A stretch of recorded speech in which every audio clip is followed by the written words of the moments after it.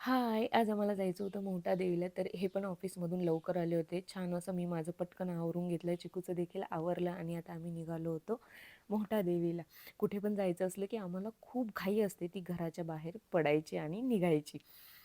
आणि आम्ही बाईकवरच जाणार होतो. त्याला पुढं बसवलं होतं. त्याला मागे बसायला नको म्हणत होता. डोळ्यात धूळ जात होती म्हणून त्याला मागे बसवलं. तो असा रडत होता, कायम कंटिन्यू रडत होता. मग नंतरून त्याला पुढे बसवलं. पुढे बसवल्यानंतर शांत बसला. रोडने अशी खूप गर्दी होती पायी चालत येणाऱ्यांची.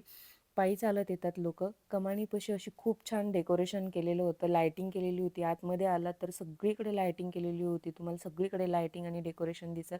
वरती मंदिर बघा पूर्ण लायटिंगनी सजवलेलं होतं.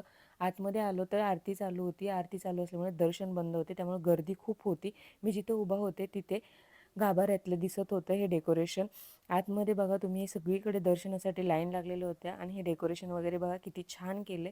मी तिथून जिथं उभी होती तिथून व्हिडिओ काढला तो देवीचा. अक्षरशः देवी बघण्यासारखं होतं. इतकं छान वाटतं देवीला बघितल्यानंतर. आणि मागचं डेकोरेशन काढलं होतं त्यांनी. ही उद्याची तयारी होती. तर आम्ही घरी आलो. घरी आल्याच्या नंतर थोडासा असा लाड आला होता त्याला. जेवणं केले मस्तपैकी आणि असा होता माझा आजचा दिवस.